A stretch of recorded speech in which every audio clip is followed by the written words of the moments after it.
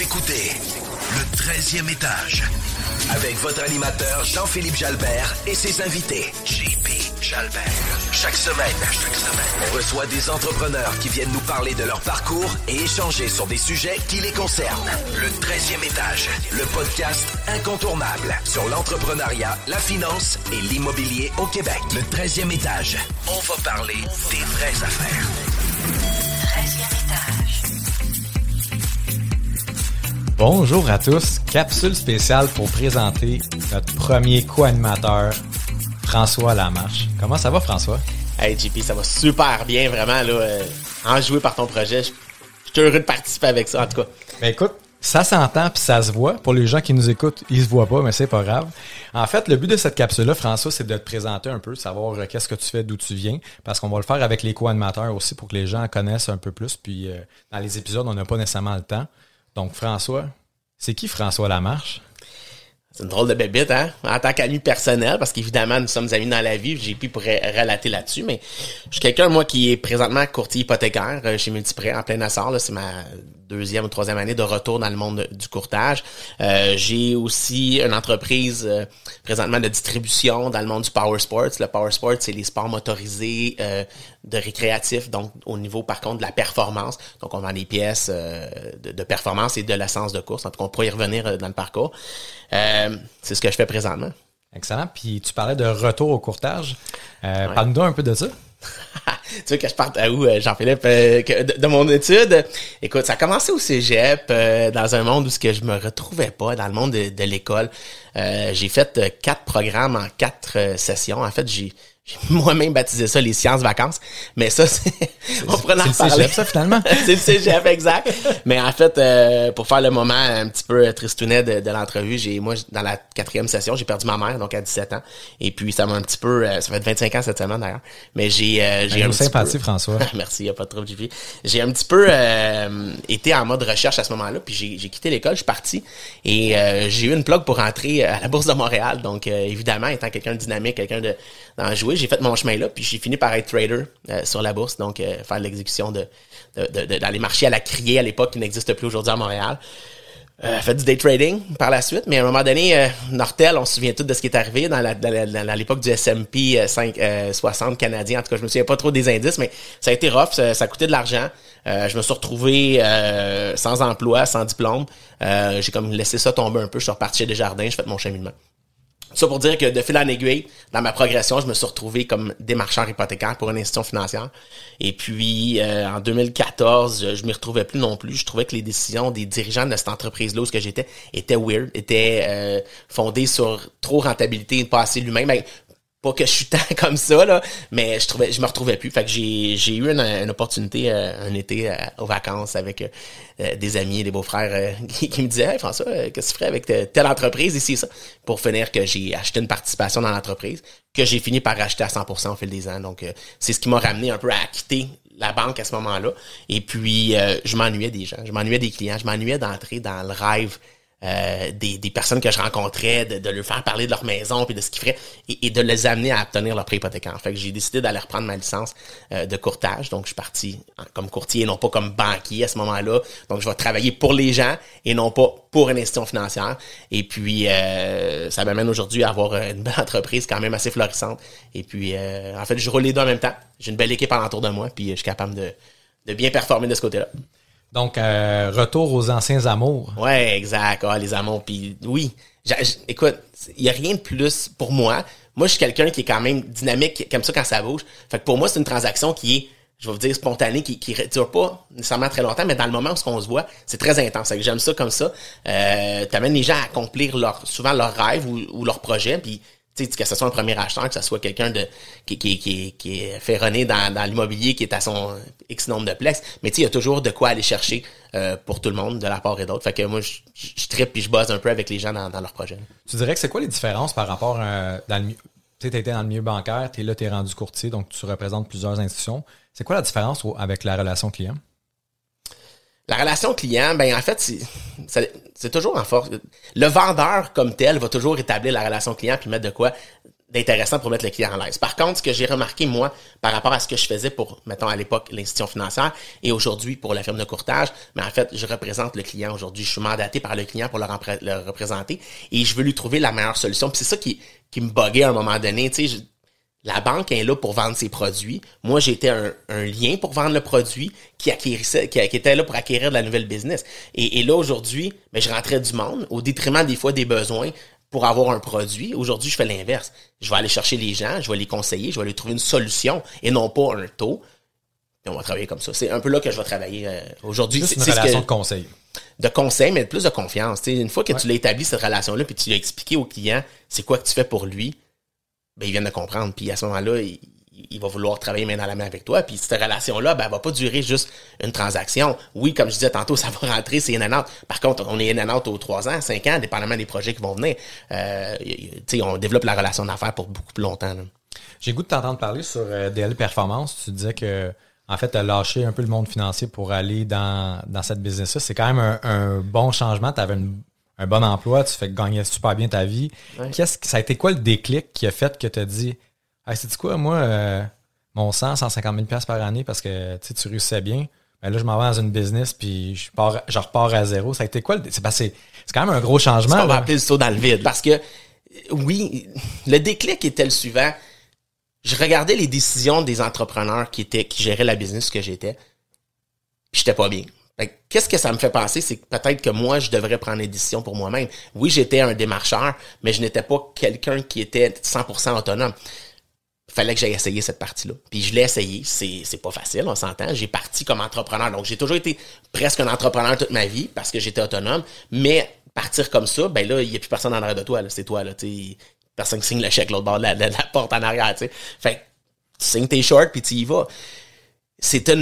Pour moi, ça m'a fait grandir. Parce que, ayant juste fait les ventes toute ma vie, mais là, ça me donnait la chance d'aller voir aussi tout ce que le reste de la business peut être et comprendre les décisions, des fois, des entrepreneurs ou des dirigeants d'entreprise qui ont été prises par le passé ou ce que moi j'ai travaillé, qui des fois semblaient irrationnels, mais que finalement, c'était peut-être fondé sur d'autres choses. Et là, mais maintenant, je suis beaucoup plus ferré pour le dire que de juste chialer contre ça, tu sais. Mais effectivement, là, ça a été un désir de m'affranchir moi-même, d'aller voir, de devenir un entrepreneur. J'ai jamais été tant un entrepreneur né comme des gens comme toi qui sont des mais j'étais un fonceur, puis j'étais un excellent bras droit, mais je voulais voir à quel point j'étais capable moi-même de le faire. Puis tu sais, à date, je suis très content de ce que j'ai fait. Là. Je pense que c'est souvent le départ de plusieurs entrepreneurs, parce que moi aussi, c'est un peu pourquoi j'ai décidé de me partir en affaires. Je me suis dit, des fois, on voyait des décisions, puis on se fait comme, voyons donc, y a-t-il quelqu'un qui... Aucun bon sens. Ça sort de où, ça? Puis tu te rends compte que Money Talks tout le temps. Puis là, aujourd'hui, Money Talks en tabarouette parce que c'est mon argent, c'est mes shorts, je veux dire, c'est moi qui est liable de tout ça. Ben là, tu le comprends mieux, mais sauf que, bon, évidemment, les deux, on vient d'une institution financière. C'était pas les shorts du président, là, c'était les shorts des actionnaires, mais tu sais, au bout de la ligne, ça reste que les décisions sont fondées en fonction de ce que ça va rentrer dans le business, puis c'est correct. Là. Puis souvent, c'est facile d'être dans les pieds j'appelle ça dans les estrades, de chialer. Quand t'es dedans, des fois, tu fais, c'est pas si évident, mais je pense que ça a été le départ un peu de beaucoup d'entrepreneurs. Ou des fois, tu te dis, écoute, c'est pour être ça, les décisions, peut-être que je suis peut-être pas meilleur, mais je suis certainement capable de prendre des décisions plus éclairées ou qui feront plus de sens des fois quand on voit... Parce que souvent, il y a certaines compagnies où les gens sont dans une tour dorée. Hein. On dirait qu'ils sont pas souvent sur le terrain ou sont moins sur le terrain ou sont un peu déconnectés de par leur expérience. Ça fait tellement longtemps qu'ils sont là que pour eux, ils sont encore dans 5-10 ans dans le passé. Fait que des fois, c'est intéressant de... écoute, oui, tu as absolument raison. Puis, en tout cas, bon, on va revenir un peu plus tard, je pense, dans tes prochaines questions pour élaborer longtemps là-dessus. Mais en fait, ça fait exactement la table pour la suite. T'sais, j'ai le goût de te parler de t'es quoi le mot est pas le fun, mais c'est quoi les faiblesses peut-être quand tu as commencé ou les enjeux que tu as vécu quand tu as commencé ta carrière d'entrepreneur, que ce soit dans le courtage, avec ta business. En fait, tu as plusieurs comme business. J'ai le goût de te demander, ça a été quoi les enjeux ou les faiblesses ou les choses qui te manquaient peut-être à ce moment-là qu'aujourd'hui tu disais, hey, j'aurais donc aimé ça, savoir ça. Là. Je te dirais que ça part de loin, ça part probablement d'une certaine éducation que j'ai pas eu nécessairement ou que j'ai pas voulu aller chercher quand c'était affaire à moi au niveau de tout ce qui est gestion, administration. Ça fait que moi, je suis un vendeur depuis toujours. Bon, ça paraît peut-être pas devant le micro, mais c'est l'idée, tu sais, c'est la personnalité, la manière que je suis, qui fait en sorte que j'ai toujours été dans la vente, tu sais. Et d'arriver comme entrepreneur, mais là, tu mets d'autres chapeaux que tu dois assumer, que j'ai trouvé difficile. Donc, ce qui était, mettons, on va parler des ressources humaines. Les ressources humaines, c'est une méga bébite, puis c'est normal qu'il y ait quelqu'un qui s'en occupe parce que c'est pas moi qui s'en occupe, mais réellement, aujourd'hui, c'est moi qui s'en occupe. Puis il a fallu que j'apprenne à la dure sur certains épisodes. Donc, t'as toujours des employés, t'as du monde, t'as des gestions à faire, t'as des cas de crise, ben ça se présente, puis je veux dire, ça a toujours l'air rose, mais ça l'est pas toujours. Il y a toujours des surprises à tous les jours, tu sais. Ça a été un aspect que j'ai eu de la misère en fait, que j'ai dû apprivoiser, qu'aujourd'hui, je suis quand même pas pire, puis tu t'entoures de gens alentour de toi, mais après ça, apprendre à déléguer, parce que quand tu prends l'entreprise, tu veux contrôler tous les aspects, là, t'apprends à faire les ventes, tu veux contrôler ça, tu veux contrôler l'argent qui rentre, tu veux contrôler la comptable, délègue, t'es chef d'entreprise, t'es là pour faire un show, c'est cool, mais faut tu mets du monde aux bonnes places, puis faut que tu les laisses aller, tu sais, je veux dire, oui, je suis un vendeur, oui, fait que je travaille avec mon équipe de vente, puis j'étais toujours, prends un recul, va les coacher à la place. Donc, devenir un coach, je me suis fait souvent dire, par chance, que j'étais un super bon patron, puis j'aime pas le mot patron, mais eux autres vont dire ça, parce que je travaille en équipe avec eux. Un leader, on va dire un leader. Mais parce que je travaille en équipe avec eux, je suis pas quelqu'un qui est en arrière avec le fouet. Je vais être saisissant quand il faut, je vais être peut-être même pas gentil, mais pas gentil dans le sens que méchant, là, tu sais, mais je vais être raide, je vais prendre des décisions, il y a du tact des fois qui a manqué, mais sauf que les gens, ils ont toujours travaillé, et ont toujours compris ce que je voulais dire, puis on travaille ensemble pour le faire progresser, et ça a toujours été constructif. Donc, je suis devenu un leader comme ça, je suis pas un dictateur dans l'entreprise, puis il faut pas, tu sais, fait ça a été un autre aspect. Puis l'autre affaire que je te dirais, c'est, étant encore là relié aux ventes, ben, ce qui rentre dans l'entreprise, tu le vois pas nécessairement. Fait que comment contrôler tes comptes recevables, contrôler les gens qui doivent de l'argent, contrôler tes 30 jours, tes 60 jours, peu importe, t'essaies de tenir ça tête, les gens qui veulent pas payer parce qu'eux autres aussi ont une gestion à faire, ben ça a été un autre apprentissage. Puis je te dirais que, étant donné que j'avais un bon mentor, j'ai été capable de me faire bien aiguiller, tu sais, mais ça a été un apprentissage à faire. L'administration. Super. C'est tous des bons points. Puis, on parle souvent de déléguer. Il y a déléguer et non délaisser aussi. C'est un sujet qu'on va aborder souvent. Puis, il y a beaucoup de gens qui me disent, puis ouais, c'est important. Puis, je suis le premier à avoir de la misère à déléguer, mais des fois, on délaisse, puis c'est pas mieux, hein? Non, l'appel vient, on le met en dessous de l'appel, puis finalement, on n'a pas réglé ça, puis ça revient en surface, puis là, tu as des cas beaucoup plus difficiles à gérer.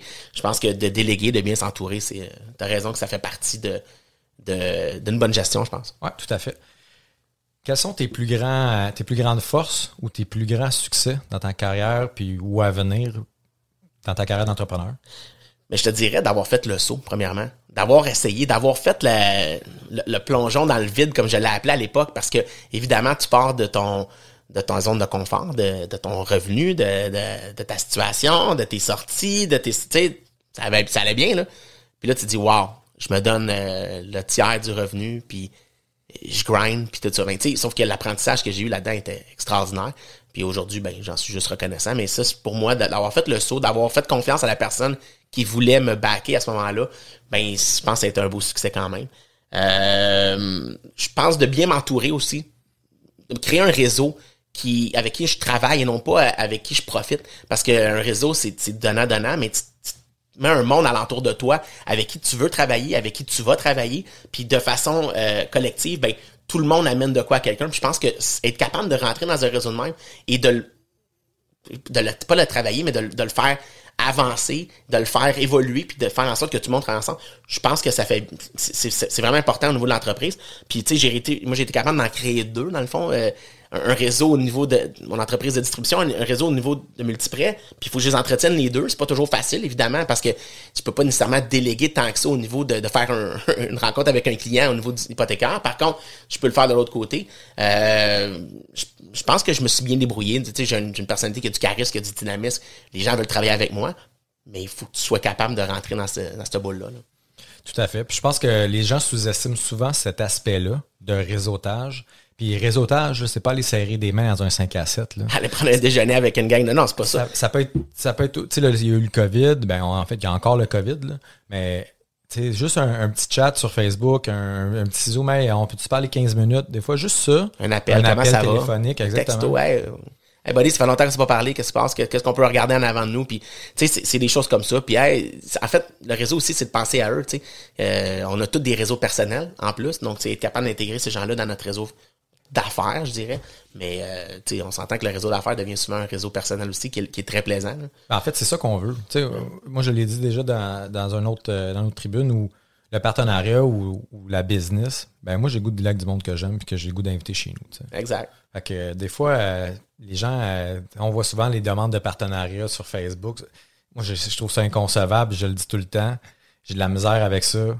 Moi, j'ai le goût de faire affaire avec du monde à qui j'ai confiance, puis avec qui j'ai le goût d'avoir des bonnes relations. Puis des fois, c'est pas nécessairement tous des amis, mais c'est tous des gens où on est capable de se parler. Puis si jamais il y a un problème, on est capable de se dire les affaires. Tu sais, j'ai appris ça au fil des années, qu'il y a une différence entre partenariat puis profiter. Tu sais, évidemment, je vends de l'essence de course. L'essence de course, ça fait partie d'un monde exclusif de la course automobile, la course de bateau, la course de motocross, la course de... Peu importe, tout ce qui a un moteur, là, on va niaiser, mais on va dire du Weed Eater au Top Fuel, peut avoir un produit que moi je dispose, que je distribue. Mais l'idée là-dedans, c'est qu'à tous les jours, il y a quelqu'un qui veut être partenaire avec moi. Mais ce qu'il veut, c'est avoir du gaz gratis. C'est devenir, je vais te faire, tu sais, je veux dire, moi, tu m'amènes 2000 likes sur Facebook, là, je m'en sac un peu aujourd'hui, ça fait 2014, là. Tu sais, c'est quoi tu vas m'amener comme business aujourd'hui? Fait que travailler en partenariat, c'est comme trouver un commandité ou un commanditaire dans lequel on va travailler ensemble, parce que le commandité, son but, c'est pas juste de profiter des rabais, c'est d'amener une profitabilité au commanditaire aussi, parce que le commanditaire, sinon, il donnera pas son cash. Tu sais, ça fait partie de l'apprentissage qu'on fait là, et ton réseau d'affaires. Mais c'est la même affaire. C'est sûr qu'entre amis, on se réfère, right?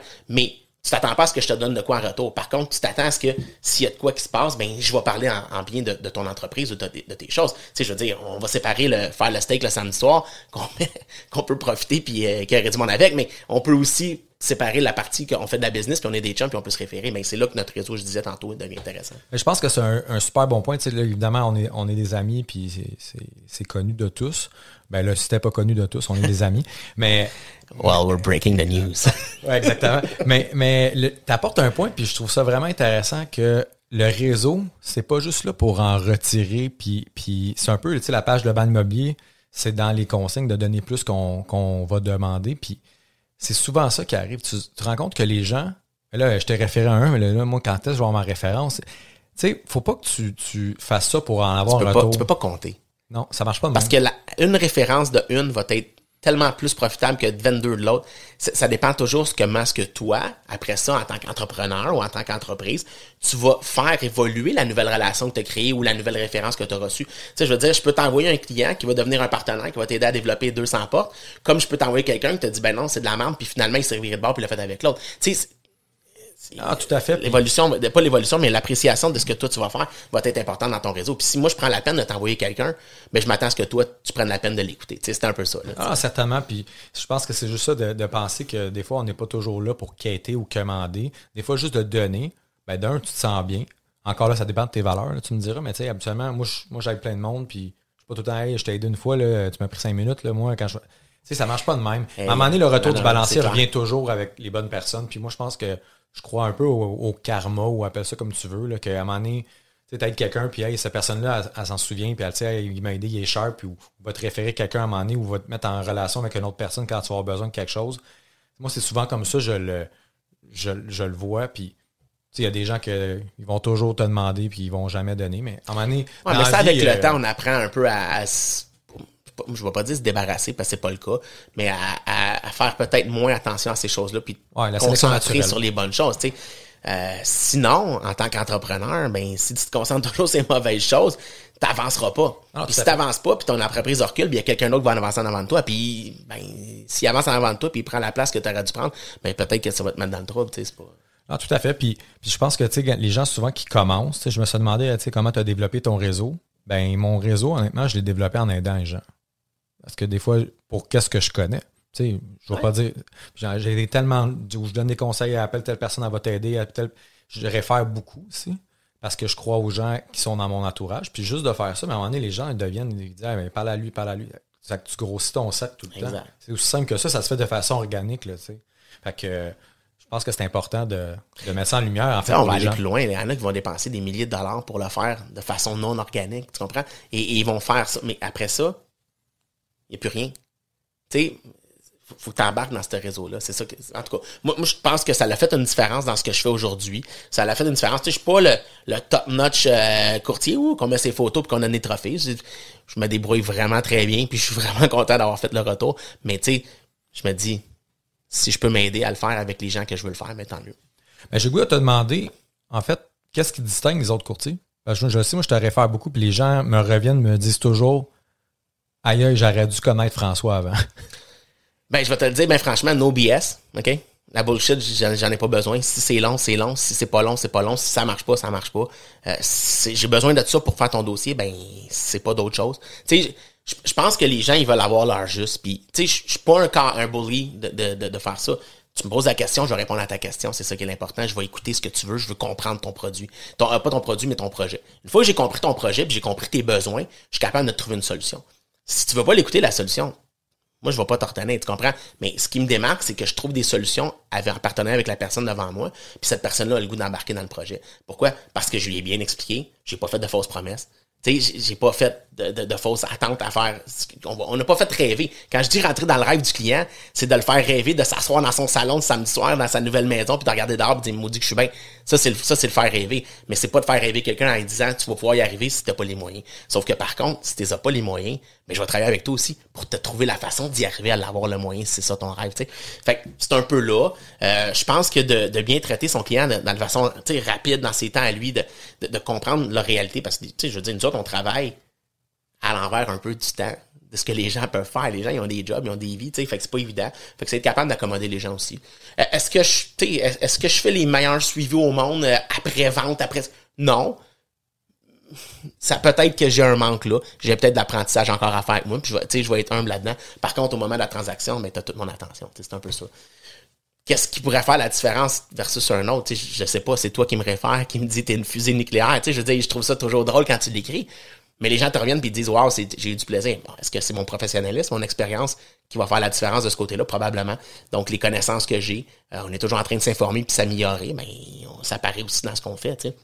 Je me souviendrai toujours de ma première transaction en hypothèque que j'ai faite en 2006, les cheveux spikey, je sortais du monde des bars, puis le gars, il avait une hypothèque plus grosse que ce qui se faisait à l'époque, puis j'ai patiné des heures et des heures. J'ai fini par y arriver, il a trouvé ça drôle, il m'a aidé, puis il m'a accompagné dans la démarche. Mais tu sais, c'est pas humiliant, mais c'est... intimidant. Pas intimidant, non, ça rend humble. Fait que, oh shit, ok, j'ai de l'apprentissage à faire. Mais aujourd'hui, je suis content d'avoir passé par ces méthodes-là, parce que cette expérience-là, mais je peux la repartager avec les gens qui sont devant moi. Il faut commencer en quelque part aussi. Tu n'as pas acquéri ton expérience en faisant pas de dossier.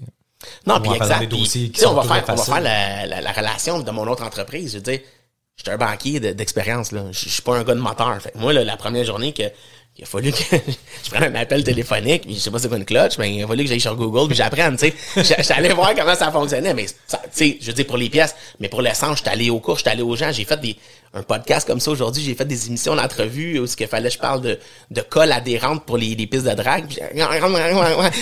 Écoute, faut commencer quelque part. J'ai appris, tu sais, puis ça l'est fait. Puis je pense que de vraiment toujours parfaire nos connaissances, mes connaissances, ça m'a aidé aussi. Là. Super. Écoute, c'est vraiment intéressant. Ça serait quoi ta plus grande qualité? Je sais que tu voulais pas que je t'appose, mais je t'appose pareil. Je déteste cette question. Mais grosso modo, tu sais, je pense que ma personnalité en soi est une de mes grandes qualités. Puis l'affaire, c'est que je m'en rends pas toujours compte. J'ai un charisme qui est bon. J'ai une façon de me présenter, de rentrer dans la vie des gens qui se fait naturellement puis que je connais pas, mais qu'avec le recul aujourd'hui, après 25 ans sur le marché du travail, je suis capable de le percevoir ou de le réaliser, tu sais. Il y a ça, je suis dynamique, je suis quelqu'un, tu sais, c'est difficile. Je vais pas te dire le mot rigueur, là, je suis pas en entrevue aujourd'hui, là, mais tu sais. Non, mais je pense que c'est l'attraction. Moi, je crois beaucoup à l'attraction. Tu sais, les gens qui dégagent, qui sont, tu sais, souvent, de bonne humeur, qui sont toujours en train de trouver une solution, sont créatifs. Je pense que c'est un peu comme ça que tu attires les gens avec qui tu veux travailler, évidemment, mais il y en a des bougons qui ben ça, on va toujours en avoir. Puis je veux dire, fonctionnent quand même. Je plais pas à tout le monde non plus, puis c'est correct, mais c'est du quoi? J'ai du monde alentour de moi, puis ben, je vais te référer. J'ai un beau réseau, tu comprends? Tu sais, ça fait partie de ça. Puis je pense que c'est d'être très intelligent en business, de comprendre tes forces et tes faiblesses, puis d'être capable de t'entourer ou de référer aux bonnes personnes. Tu sais. Ben, sauf que, évidemment, j'aime ça travailler avec les gens. Fait que je vais référer moins possible. Je vais garder encore là mon contrôle de la situation, mais tu sais, en tout cas, peu importe. Là. Dernière question. de cette présentation. Aïe. Ça serait quoi les conseils que tu donnerais à des gens qui veulent se partir en affaires? Ou qui veulent partir dans le courtage? Tu sais, des conseils, on fait quelques podcasts que vous allez écouter, que tout le monde va donner ces conseils-là. Je pense que les conseils vont se répéter quand même souvent. Mais pour moi, je te dirais, s'informer, OK, d'être bien éduqué, d'aller chercher l'information qu'on a besoin pour le faire. C'est facile de juste demander sur un Facebook à quelque part, « Hey, c'est quoi la règle de la fiscalité de... » Va la chercher l'information parce qu'il n'y a pas personne qui va être mieux adapté que toi pour répondre à ce que toi tu as besoin et non pas quelque chose que tu vas avoir. Puis finalement, il va y avoir 2 bonnes réponses sur 17 parce qu'il y en a 17 qui vont te dire des niaiseries puis que ça n'a pas rapport. Fait que moi, je pense qu'il y a une éducation. Puis t'es pas obligé d'aller à l'école. Tu sais, pendant 40 ans pour t'éduquer, je pense qu'il y a des bonnes places, il y a des bons cours qui s'offrent, il y a des bonnes sources d'informations qui vont être relatives à ce que tu fais. Donc, je parle de s'informer. Ce qui m'a aidé, moi, c'est un mentor aussi.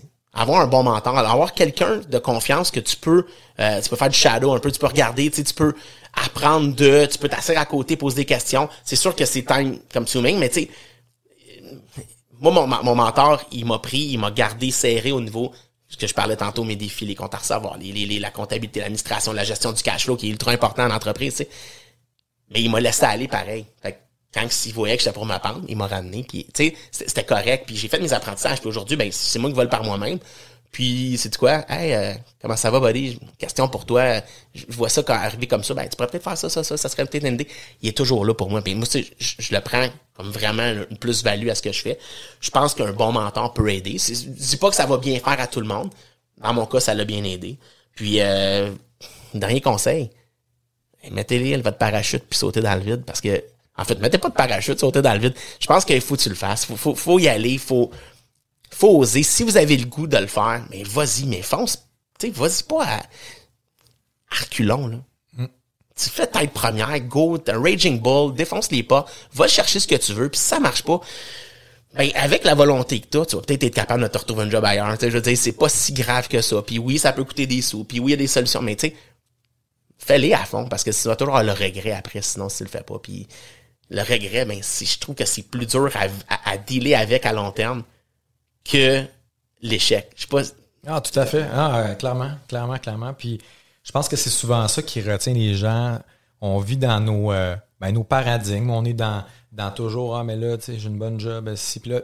Puis, la zone de confort. Puis le Québec, en général, je pense qu'on est, tu sais, on a une mentalité un peu quand même, va à l'école, va travailler, un bon régime de pension, un bon ci, un bon ça. Ben, on en parle quand même pas mal, mais à l'école, ils n'en parlent pas tant de l'entrepreneuriat. Tu sais, c'est moins, on dirait que c'est moins connu, même l'éducation financière. Fait qu'on reste un peu dans notre zone où on fait comme, là, je veux pas sortir de ma bulle, moi, là, je suis bien là-dedans. Je pense que ça, des fois, ça empêche beaucoup de gens d'évoluer. Puis, comme tu dis, de se lancer, je pense que c'est... Des fois, on attend d'être prêt, puis des fois, faut y aller, puis... Exact. Quand l'opportunité se présente, hein, quand l'expression de... Quand que le boss, il passe au-dedans, là, ben, il a fallu que je le vive, cette expérience-là, puis je l'ai vécu, puis tu sais quoi, je n'ai pas de regrets. C'est cool. Puis t'étais pas prêt? J'étais pas prêt. Ah, j'aurais jamais été prêt. Ah, ouais. L'argent, où ça? Qu'est-ce qu'on fait? Ah, on investit. Ah, banque BD, ça, qu'est-ce qu'on fait? Ben, c'est ça. T'apprends, puis tu vas chercher l'information, puis tu le fais, tu sais. Je pense que c'est un beau monde, l'entrepreneuriat. Je suis chanceux, je mixe l'entrepreneuriat, je mixe l'immobilier.